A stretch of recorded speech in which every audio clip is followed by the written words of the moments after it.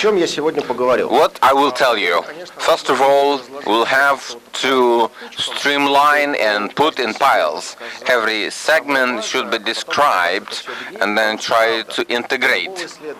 Because for any researcher, all this zoo that we have with all kinds of ways of broadcasting and transmission of signal and watching, first of all, as Lenin said, you have to divide and then merge. And this is the main objective, to tell separately about everyone out of the segment and then talk about cord cutting for which we gather here, and then we have to talk how to impact on each other and what does it depend on, because Vladimir said today that what we have now is impacted by external forces, and I'll tell you about the forces as well. You'll laugh, but when we talk to different people who are not deeply studied, they'll ask interesting questions. What's the difference of pay TV as the subscription, from subscription? If the operator renders subscription instead of pay TV, it's the same as SVOD. If it's SVOD service renders TV channels, what's the difference from operator? The question is absolutely correct, and for this very reason, I'll try to introduce basic terms and definitions, so my story will be told in the same language. Pay TV is first of all TV channels, packaged in a pack, sold to the subscriber. Television OTT services are the services on the basis of which streaming of TV channels is carried out. When we talk about OTT, is the same term that was spread throughout the audience, but many nuances of OTT. So today we'll talk about OTT TV service. Hence, the service is subscribed often. The ways of monetization are different, and I'll tell you a little bit about this, but today we'll talk about the subscription services rendered by the TV channels. Cord cutting is refusal to watch paid TV channels, refusal to watch packages of TV channels. Very important that today, due to our European colleagues and American colleagues as well, it was the introduction of this concept when they cut a little bit, but something is left. So code sharing is not the topic of discussion today. We have to understand that this is one of the happenings that we must consider to some degree.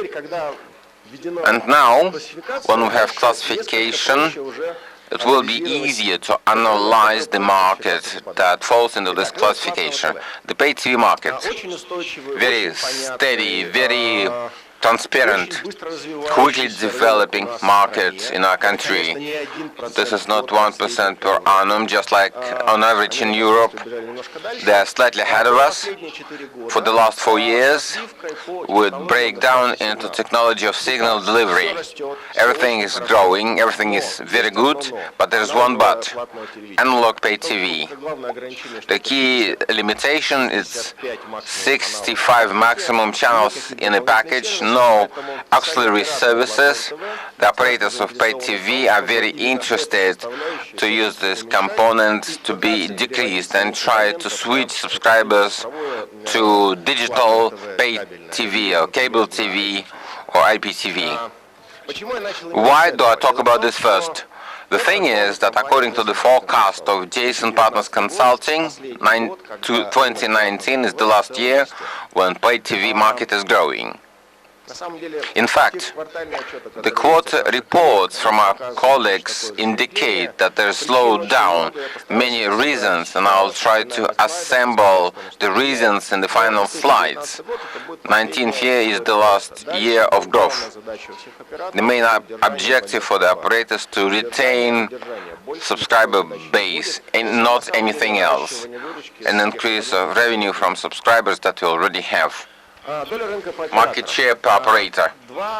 two largest players, so they have color, not because I like them, but in all the world, in Europe, everywhere, is the same tendency.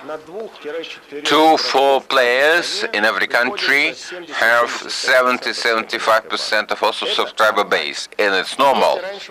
Earlier we spoke about our country with 1,000 operators, then we said that we have 700. Today we can talk about lesser number, not because they die out and business is unsuccessful, but there is intensive and quick merger. Anything with M&A, like F Telecom in 18th was number 3, now it's rather number 4, but it's not important. But subscriber base grows through the M&A, Rostelecom, the IPTV network, and M&A transactions. Everyone heard about news that Tricolor and NTV Plus want to merge somehow, but it will look like another M&A transaction. I'll emphasize, if we see that 8 largest players have 85% of market, it's normal, it's global tendency. Share of this big 8, if we talk about recent 7 years, grew by from 78% till this 83.5% that you see here. And it's normal. I'd like to accentuate. If you look at what's happening to our market, only big ones are left. It can be dangerous. No, it's normal and it happens everywhere. Big pain of paid TV operators, it's ARPU. In Russia it's very low. Red curve is the average revenue per subscriber per month. This year we expect to grow by 10% and it will be 200 rubles a month. In the future, everything will be pretty much in the same manner. It will be diminishing. Also important is to understand how the growth of ARPU happens in Russia through 2 points of growth. First point of growth is Rostelecom, second is Tricolor. They increase prices. In fact, if you are big, we can afford it. If you are small, then overwhelming majority of small players, the one objective is to survive before sell to somebody. For this purpose, they has to press on price. The average cost of subscription of pay TV in 3 is about Beeline is pay TV in case of subscription for big packages 0 rubles. Examples are many, and you can offer me examples. If you are big, if you are Rostelecom or if you are Tricolor, you can raise price by 23%. So the subscribers will not notice.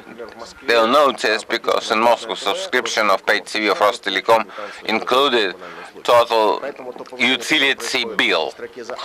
So the antenna line is not noticed, but Tricolor increases price by 20-25% once in 2 years. There's some churn, and then they come back, and we see that Tricolor has steady subscriber base. That's why, cynically speaking, anything we see, growth of price of services is the growth of price for services and hookup of additional services, although it's one of the levers of growth and nothing changed. Now, is it much or little? 200 rubles a month. Christian showed wonderful picture showing what happens in big European countries, UK, Germany. I decided to show you comparable countries to us in terms of development. In comparable numbers, it's because of huge number of peculiarities. And this is a separate topic for discussion, but if you look at how much money pay TV operators collect, it becomes clear that our Russian level is very low. All right, good for subscribers? Yes, for operators is bad. One important reservation in the report that you've received in paper version, It's there in the electronic version. There's penetration of paid TV 62-63% in Russia. I'm showing 75.4. It's not mistake. The only important thing is that we want to emphasize in absolutely all countries penetration of paid TV is believed to be without crossing. If the same person has subscription for paid TV for Tricolor at country house and in the city has a couple of operators, quite often happening in Russia, he is counted 3 times. In order to give comparable numbers from different countries according to cumulative numbers, we see this figure of penetration of paid TV. That's why we have comparable figures. Numbers in the report minus the crossings. This is real number of households in the country that use paid TV. Substantially less, of course, because of what I've just explained regarding the crossing. Yet, 2019 will be significant for pay TV industry. For the first time it will exceed 100 billion rubles. Truly, it's a big event. Where do we have party for this? But this is a big event. What we see for the near future till 2023 will have smooth growth, and careful observer already understood. We show substantial ARPU growth, 9%, and 9% of annual revenue is not seen. In fact, the explanation is simple. I started there. According to our forecast, this year will be last year of growth of pay TV. Next, I'll show you concrete numbers that we insert into our forecast. Things are fine. The revenue will grow, certainly in rubles. SVOD market. Till 2018, we used the following segmentation to describe the market. It's explosively growing. 2-digit growth, normal. Last year we had 52%. This year we'll have 2-digit number. It will be difficult to calculate, impossible to calculate. There's huge number of nuances that work differently in different year halves. In the first half and the second half, ads grow in the second half. There are several players that work differently. Unfortunately, I'll not be able to show you growth of this wonderful market in the first half year of this year, but we will calculate this year. The market is explosive. You always have to consider the huge number of nuances that are realized. So our recent segmentation of TV channels that monetize content, there's online cinema theater as the segment, there are operators, and what we call digital distribution platform, such as Google or Apple. Starting from last year, we were forced to introduce 2 very important segments, singling out them from what we considered before. Point 1, social networks, because recently in the hands of every one of us we had a wonderful phrase, social networks is wonderful storage of illegal content in Russia and other countries. It's truth. There's one nuance. Content is legal until right hold the claims. For this reason, anything that is not claimed in the court is legal. In the second segment, info services aggregator.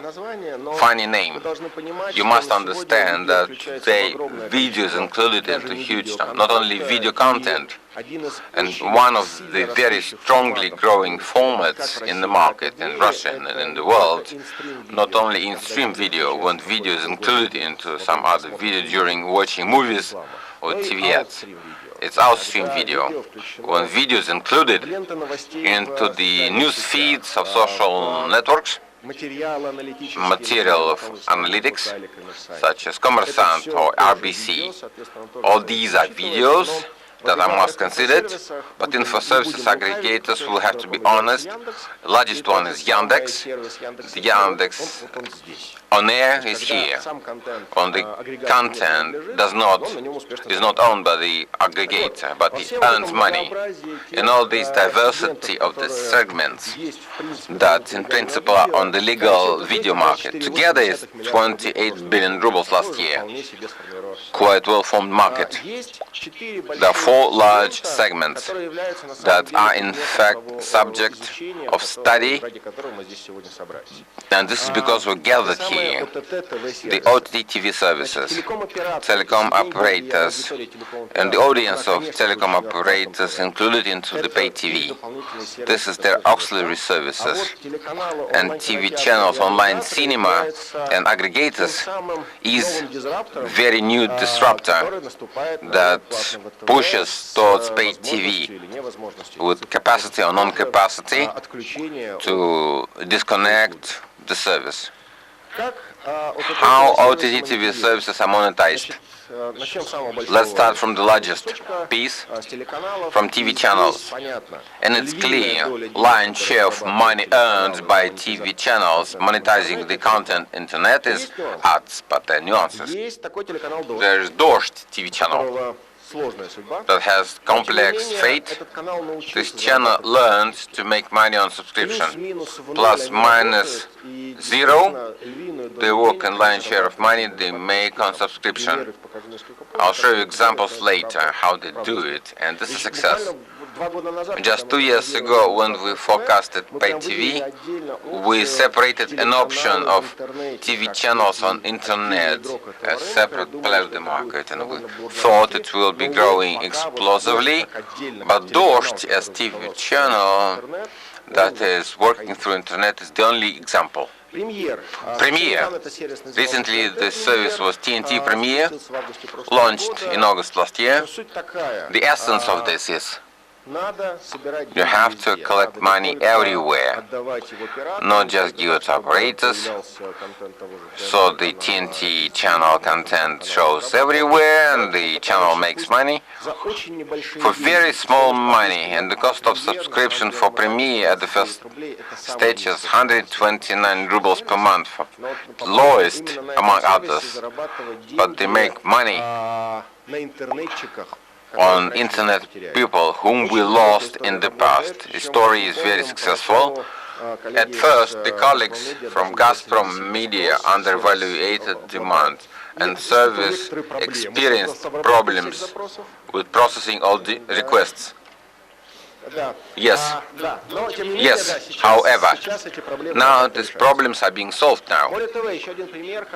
More TV, when TV channels make services with TV channels and online video, rather, number of such examples will grow because TV channels understand that there is Disney that launches service in Europe in testing mode, and the content of Disney can be watched on Disney. For TV channels, it's a clear case. Online sim theater, quite clear distinction. There is law that commonly accessed TV channels must be free, so 20 channels or less depends on what number of channels the service can agree. The rest are packaged in subscription. And here, good find for me is discovery. Even now, Google wraps content and proprietary TV channels formed on demand by the viewers, and this with the help of statistics. Here's one example, how to pack content. And finally, aggregators, first of all of Yandex, first of all ads model, anything related to subscription, because Yandex is a different story, doesn't contain TV services, so for now it's outside of the focus of consideration today. Just examples. Megogo has different services for different sums of money. I'm giving you examples how TV services can be monetized and how it happens. applied to Megago more than 10,000. Thank you. More than 210 TV channels. TV channel means not what TV viewers thinking about. It's huge number of the derivative channels. TNT Premiere. The content in the form of the titles units, I'll emphasize again, for promotion of the service, they use the content based on only them, and now it is clear that we have subscriber base, we have subscription, and there's a cash flow generated every month. Why not to widen offer to these people selling extra channels? And this moment starts from serious fight with the pay TV, because they sell the same packages for comparable money. And who will win? It's a big question. And finally, tvrain.ru, which I mentioned before, the ongoing search for the right solution. This is the case. Monthly subscription, weekly and yearly subscription as well. All that is with a discount, ways to donate through different channels. For Odnoklassniki, that was a normal mode when you launch a TV channel through the social media. This is one of the ways to fund a TV channel. Monetization through internet has many ways, and let me know that the players that are in operation now do their best to use all these ways and means. This is one of the key slides in my presentation, and I will probably give most of attention to that. The projections that we have for subscription base are summarized here. For OTT services, in 2019, the total number of subscribers, and that is regular subscribers, and by the way, the big question is how to calculate them, how to count them.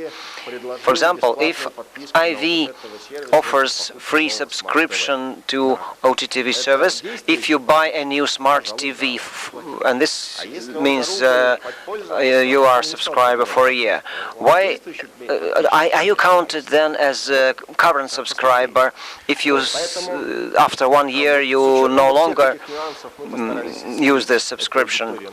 Well, it depends on how you look at it. So more or less we estimated that at 2.5 million, that's people who pay either once a month or once a year. In 2019, by the end of the year, the estimated figure will almost double, about 4 million, and then it will keep growing. There's a magic figure we keep hearing from almost every single market player who try to monetize their internet content. If we have 15 million subscribers, that will be the ideal situation. Well, it's not arbitrary target. It's based on the population figure.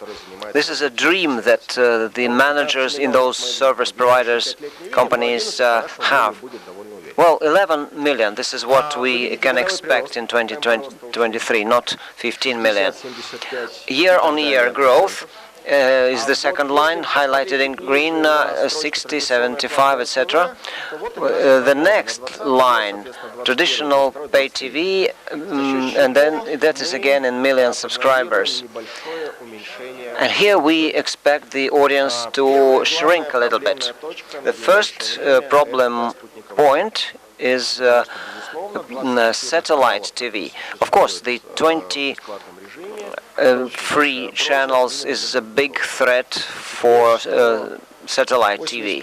It's no secret that 82 to 85% of the total demand, depending on how you calculate it, Mediascope has a very clear methodology for that. So, up to 85% of demand per day that people generate is exactly the demand for the 20 free channels which are broadcast. It's good content. This is a story which you see in Russia and maybe in Spain as well. In Spain, all the broadcasters must provide all those in-demand services. This is in their law. It's not in the law in Russia, but you can have all the nice things on free TV channels. Another point is the analog cable TV, which provides very limited range of services, and it's easier to drop it than to drop OTTV. We don't expect any dramatic drop. Still, we point to the problems that paid TV has and the overall subscriber base, which will reach 43.2% by the end, 43.6% by the end of this year, will fall, then decline. What is important? Christian showed to us how differently the two segments look in the European market. Like paid TV grows 1% at the most a year, while subscription-based services like 14%, much faster. Here we took a different approach.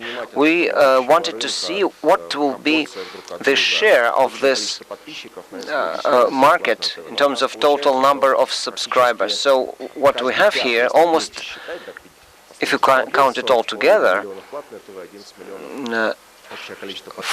40 million paid TV subscribers and 11 million OTTV subscribers, so about 5% that is OTTV compared to paid TV. And it is, in terms of ARPU, it's not as impressive, but in a few years we'll come closer to the European market in that respect. In terms of, it's quite okay, because the search for the right pricing and the right commercial offering will continue, which will mean impressive growth rates. In absolute cash terms, 1 out of 5 rubles that the pay TV plus SVOD services will earn will be earned from subscription to such services. And for paid TV services, it's more or less okay, but SVOD, it's absolutely great. Cord cutting.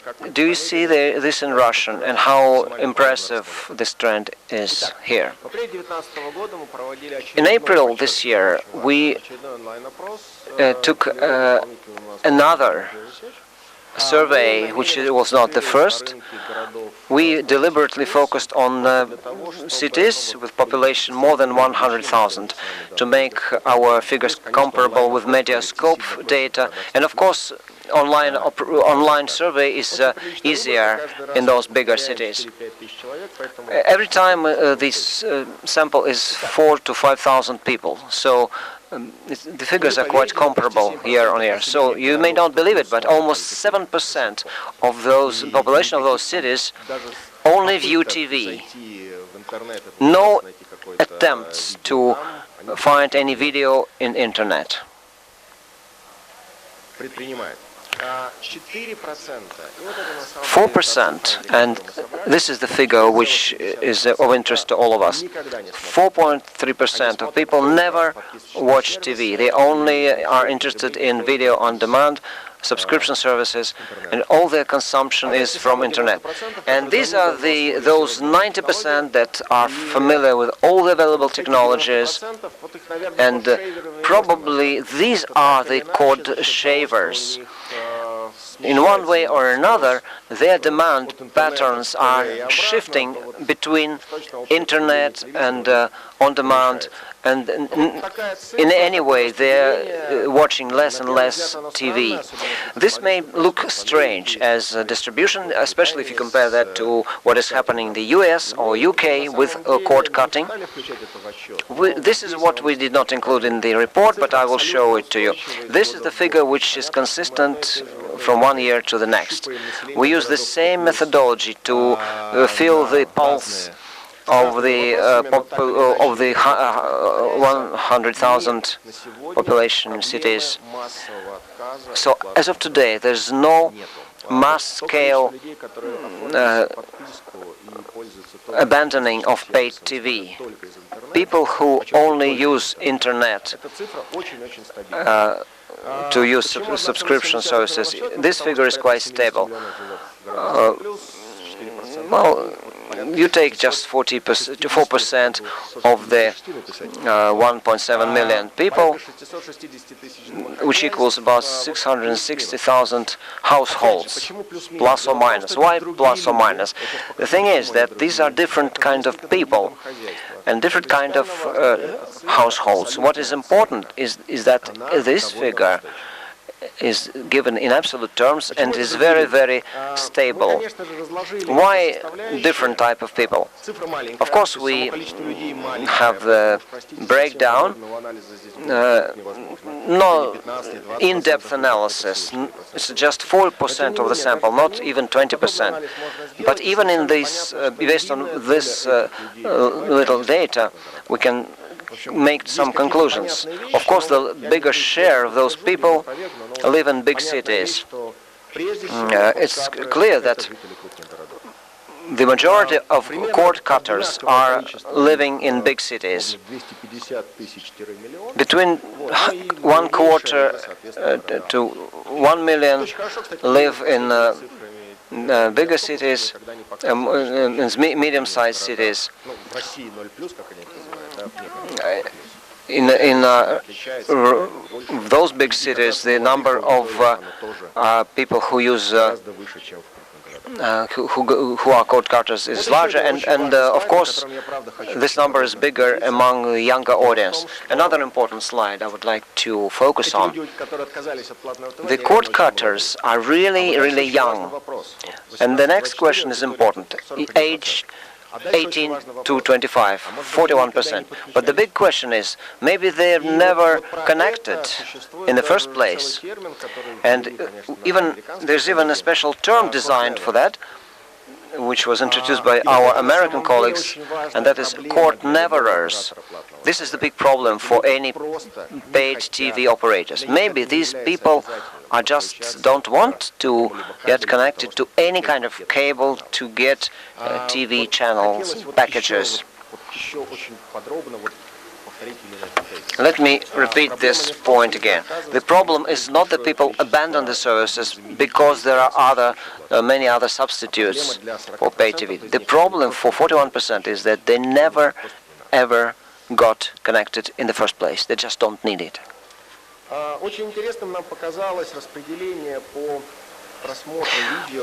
This distribution it looks interesting. This is between the cord cutters who only use internet as against other viewers, or all viewers, which were covered by the survey. It would seem that those younger people, 40%, who use smartphones to communicate with the rest of the world. But we found that they use computers much more to watch videos, maybe notebook or the desktop computer. And the overall trend that we observe in Russia, and that is the overall shortening of the time that you use notebooks or computers, this is not relevant for that audience. They use the computers a lot. Smartphones, this is to confirm which I just said. It should be the reverse situation. No, the smartphone is a slightly less relevant source of information for them.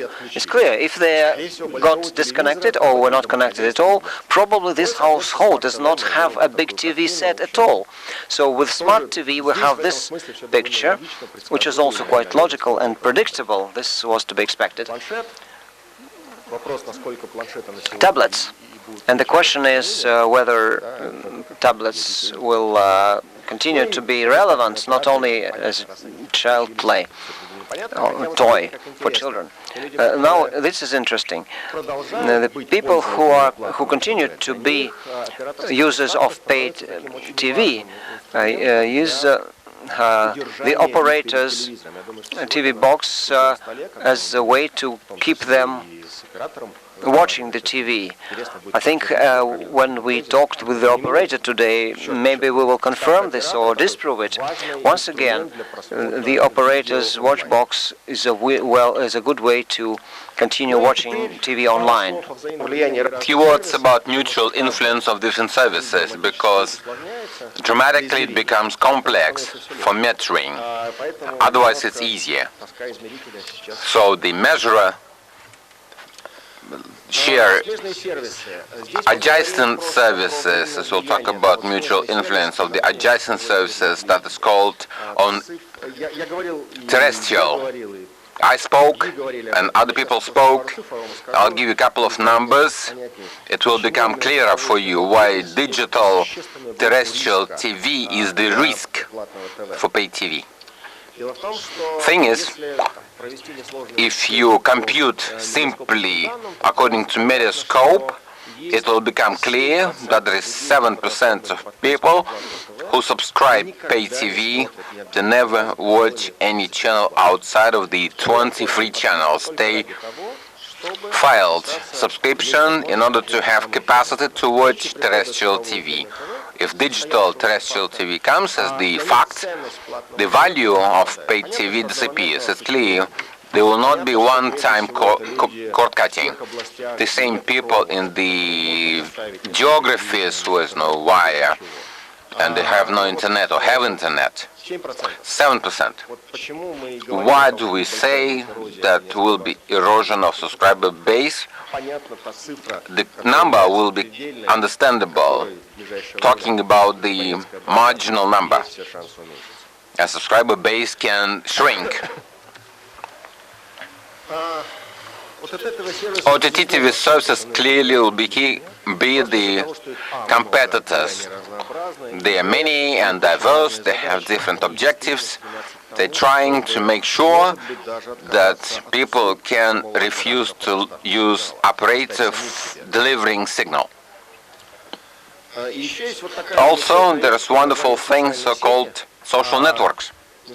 I don't know how you noticed this, but this was an important event for Odnoklassniki.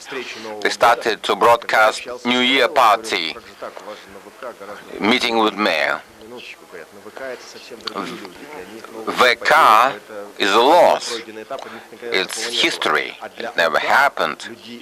For Odnoklassniki, meeting with TV, watching are the people we count on. Millions of users. Social networks active in invasion of this territory. They'll spend a lot of money for production of additional programs, engagement of people who will produce the content. So social networks, it will not be Facebook, but will be a domestic, proper networks well perceived by our viewers. Yandex is a monster in the shade. I call it like this. Monster is because it's big. Yandex Efir, selection of channels, more than 200, but these are regional channels, and for the TV channels they can give the rights so they can show. But the question is, who will be the winner? Who will have the subscriber base for which you can sacrifice part of your revenue? The same as production of big number of titles. It was declared of production of series, cartoons will be soon, Anything related to attraction of attention for Yandex is critical. You have to understand, a couple years ago, average visiting of Yandex page was 4 minutes. After implementation of video services, the average time is 14 minutes. So it's clear where they go. Anything is done to retain the users on the resources that belong to themselves. And the same,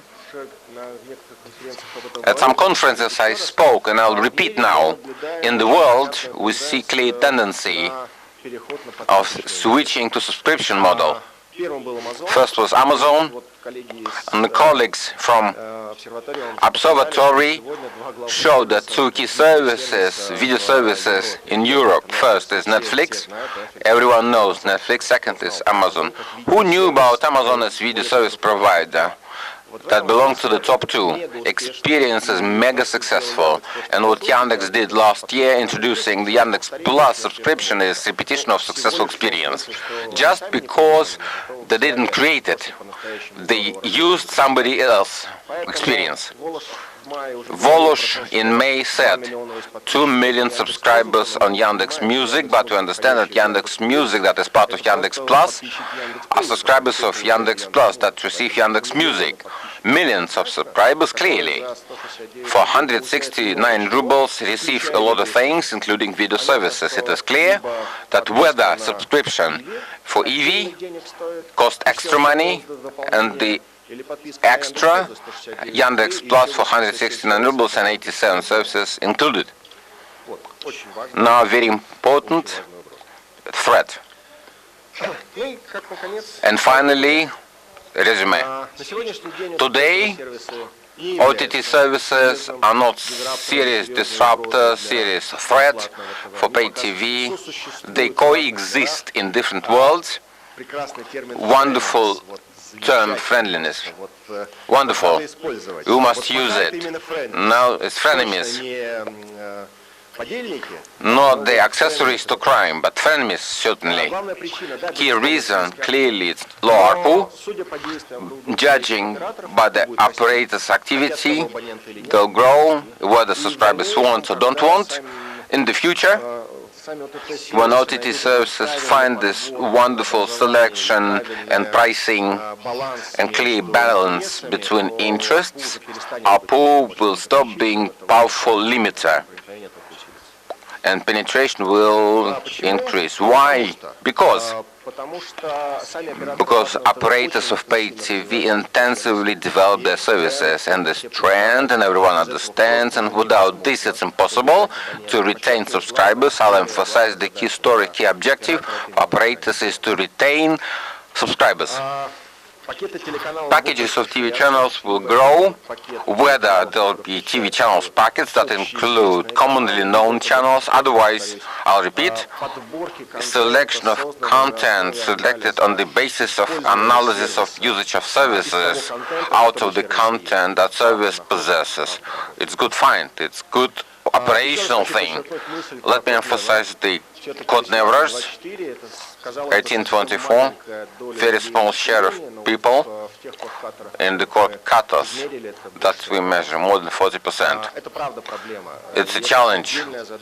It's another objective for operators, the services, not only people that must be attracted.